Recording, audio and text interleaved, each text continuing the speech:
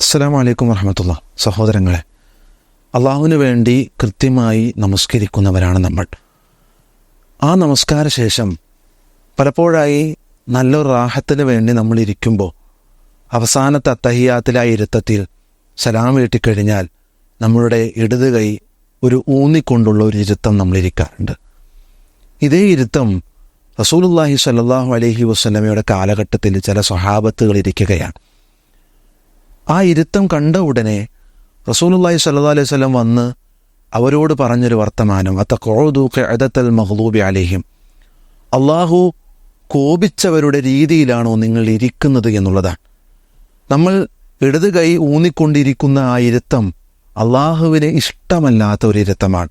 നിസ്കാരശേഷം നമ്മൾ അങ്ങനെ ഇരിക്കുന്നുണ്ട് എങ്കിൽ നമ്മുടെ ഇരുത്തം നമ്മൾ മാറ്റേണ്ടതുണ്ട്.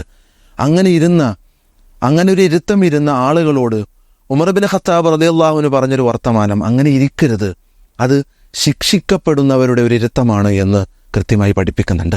അതുകൊണ്ട് നമുക്ക് സമാധാനത്തിന് വേണ്ടി ഇരിക്കുന്ന ഇരുത്തമാണെങ്കിൽ പോലും ഒരിക്കൽ പോലും ഇടത് കൈ ഊന്നിക്കൊണ്ടുള്ള ഒരു ഇരുത്തം നമ്മളിൽ വന്നു പോകരുത് എന്ന് ഓർമ്മപ്പെടുത്തുന്നു.